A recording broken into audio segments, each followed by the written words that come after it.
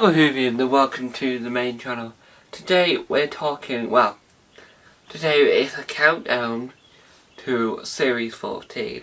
And what I mean by that is that it's not actually a countdown like top 10 most exciting things till series 14. It's not that at all. It is a top nothing. It's literally an actual countdown till the actual date. So we're not going to be here for 21 days in this one video. We're just going to be here for like, I don't know, 10, 20, 30, 40 minutes. Well, that's a joke obviously. But today we're talking about the theories, the excitement, the last remaining few seconds. Because we're talking about all the things that I'm excited for, things I'm curious about, just an overall roundup of theories and final last minute questions I've got. So, to start off with, we're going to talk about the news about Millie Gibson. Now the news with Millie Gibson is her arc, her character arc will start in series 14.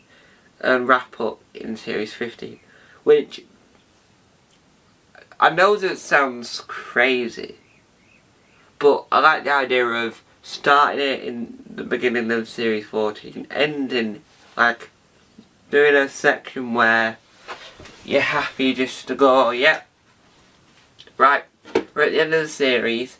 That is a good place to stop. So when you read a book and you have to find the correct chapter, the correct place to finish, which is normally the end of a chapter. So let's say the story arc is a chapter, shall we? Let's use this analogy. So a story arc is like a book. So I think at the end of this series, of series 14, that should be the ending of chapter 1 of the Ruby Sunday arc, and then chapter 2 should be the final chapter should be series 2. I mean 14, sorry, 15. But the action and the characters shouldn't disappear at the end of series 15. But there's the overall story arc for that character, who is she, what is she, why is she, and all these questions that you want answered. You have them over and done with by the time you get on to talking at the series 2. Now, the things that I hope get wrapped up in series 14. So the main question is, who is Ruby Sunday's mum?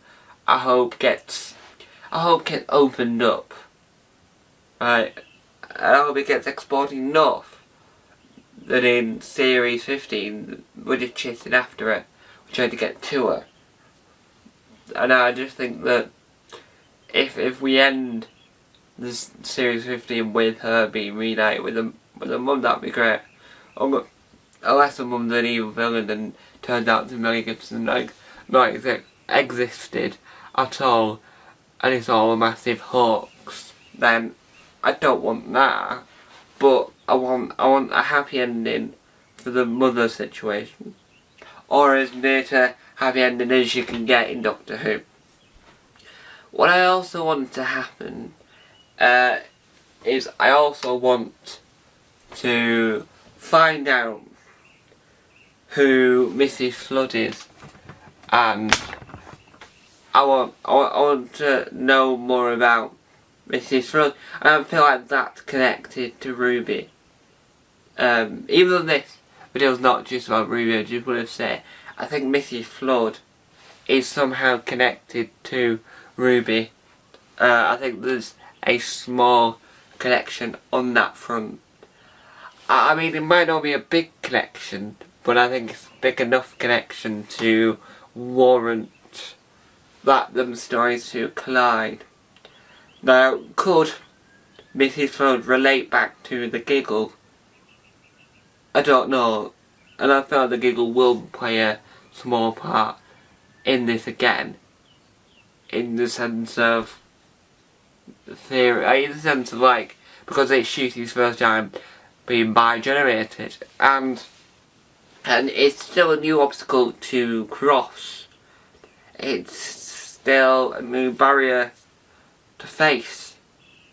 So having it the way it is makes it a lot more difficult, because then you have to try and work out, well, we can't now explore his past ever so slightly, because we need to make sure that the 15th Doctor's happy. We need to make sure the 15th Doctor has actually processed what's happened with the whole bi-generation situation. And I feel that might be what happens roughly in the middle and towards the end of the series, where the Doctor has time to reflect, has time to process, and has time to figure out what has happened to him, to them.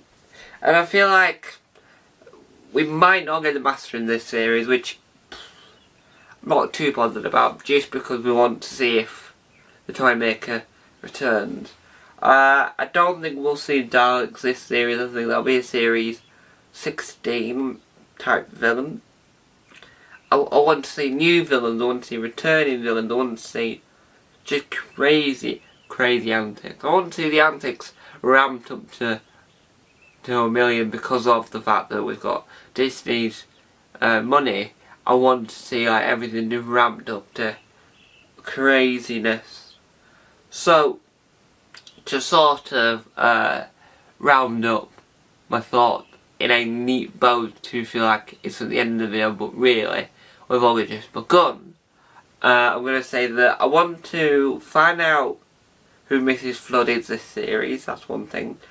I want to not break free. I want to find out, I want to open the wound to find out a little bit of who Ruby's original mother is, due to Richard Muro being a key angle, saying that yes, we will be exploring who Ruby's mother is. I want to, what else do I want to do? I want to find out who Mrs. Flood is. I want to find out whether or not Susan Twist and Mrs. Flood are connected. I want to know whether or not the whole thing is just a ruse to trap the Doctor in this sort of thing, and none of it existed, and Ruby was just like a decoy to try and like trap the Doctor in a cage, and none of it, his experiences really never fought goblins, they never had to sing along with them. I don't mind another musical episode, and I feel like the Beatles singing them type of songs would be an interesting way forward, because obviously we're not having any Beatles music in a Beatles focused episode. Now, to remember what year in the 60s, I want to know, will we bump into Ian and Barbara, right? Will that happen? Because obviously William Hartnell interacted in the year of the 60s, so will Ncuti have to have not been near him, or is it because he's in Liverpool he won't have any issues bumping into an early version of himself? So who knows if an early version, if David Bradley returns the first Doctor. So overall, I am excited, intrigued. I just really want to get hold of a Character Options toy of the 15th Doctor Sonic. So if you're there, Character Options, please sell them. Please, I'm not the only one that will want it, please. And so there's not long to wait. The midnight issue for the 11th of May in the UK is there, but I possibly, I know definitely on the 11th of May I might have to wait till broadcast, but I don't know if I'll be able to review it on the 11th of May, because A, there's 2 episodes of B, Eurovision's on afterwards, so I might not be able to review them, but I will be reviewing them on Sunday, even if I don't get to review it on Saturday. I will review it on the Sunday. So I do think that it'll be a tricky thing to do this, right? So I'll probably watch them broadcast on the 11th of May, but I think every other week I might try and watch them in the day. I watch it with my family, so it's a family viewing. So to try and do that, I feel like if I try and get it so we can watch it in the day from the weeks after the 11th of May, because obviously Eurovision's on and we'll be waiting for Eurovision, and the whole family's not together in the day. We're all busy that day on the 11th of May.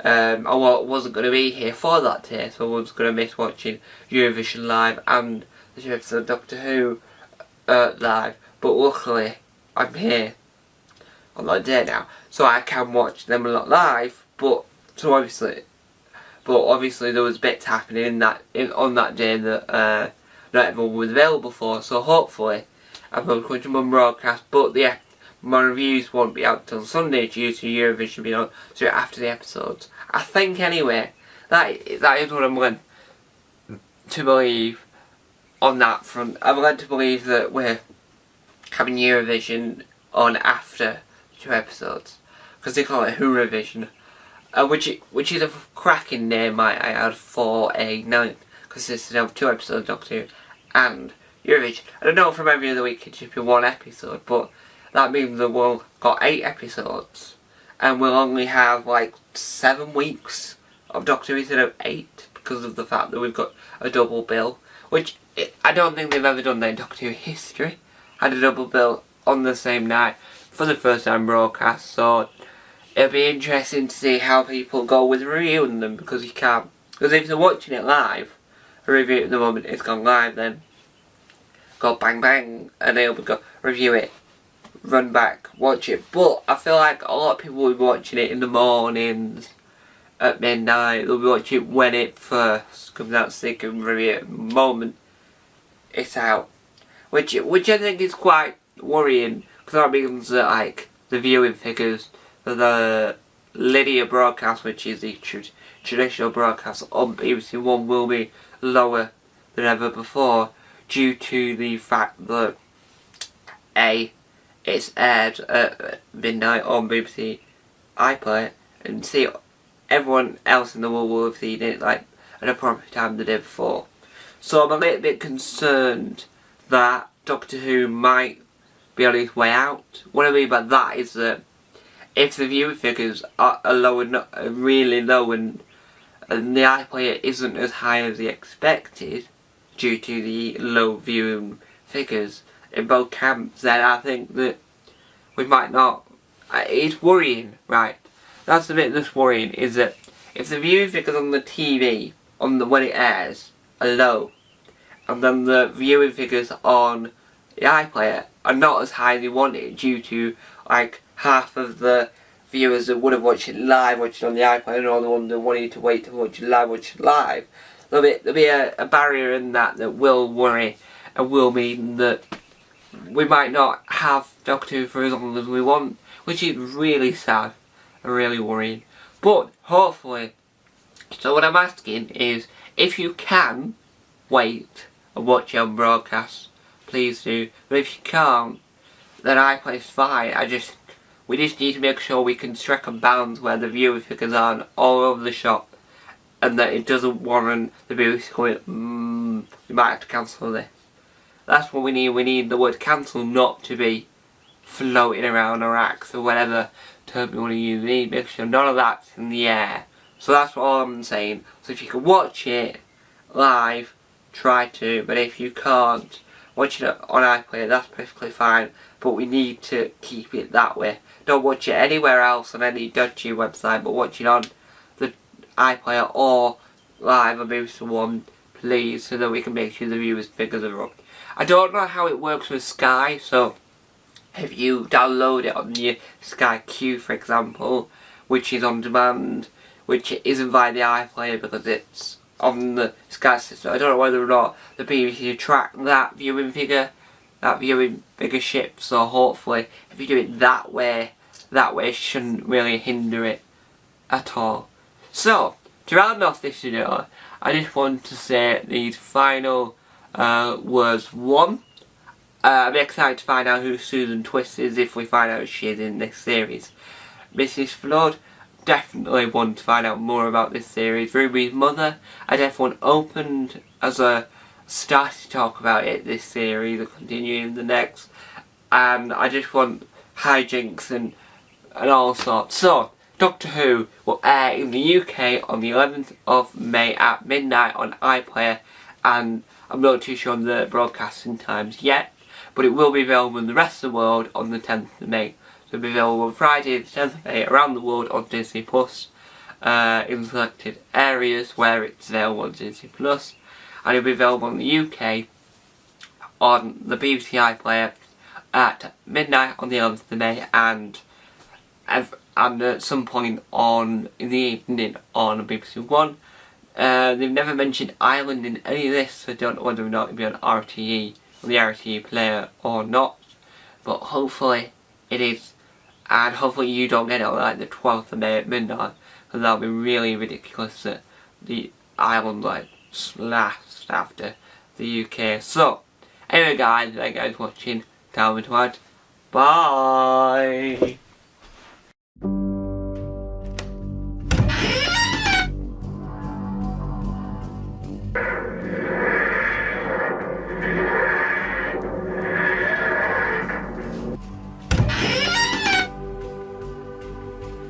Don't forget to subscribe to the official Tom Mason YouTube channel.